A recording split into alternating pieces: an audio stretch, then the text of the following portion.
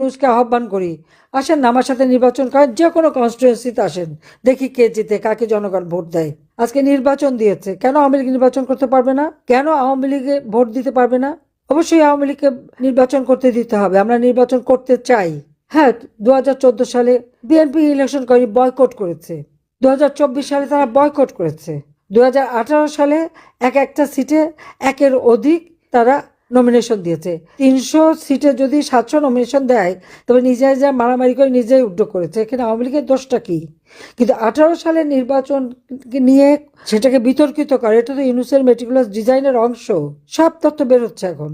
আজকে আমি বলবো যে আমাদের কৃষক, শ্রমিক, ছাত্র জনতা, মেহনতি মানুষ, নারী সমাজ, সকলে যে যেখানে আছেন সবাইকে ঐক্যবদ্ধ হতে হবে। এটা কোনো নির্বাচন হচ্ছে না, এটা নির্বাচনের একটা খেলা। এখান থেকে কোনো জনগণের ম্যান্ডেট আসবে না। নির্বাচন নামে একটা প্রহসন হচ্ছে, যেখানে আওয়ামী লীগ অংশগ্রহণ করতে পারে না, সেটাখানে আবার নির্বাচন কিসের? অন্তত 50% ভোটারের আমরা আমাদের পক্ষে, আজকে আমাদের নির্বাচন করতে দেবে না কেন? আমি ইউনূসকে আহ্বান করি, আসেন না আমার সাথে নির্বাচন করেন, যে কোনো কনস্টিটুয়েন্সিতে আসেন, দেখি কে জিতে, কাকে জনগণ ভোট দেয়। তখন না বুঝতে পারবো। সেটা তো করতে পারবে না, সে সাহস নাই। কারণ রক্ত চোষা আর কেউ ভোট দেবে না জানে তা ভালো করে, গরিবের রক্ত চুষে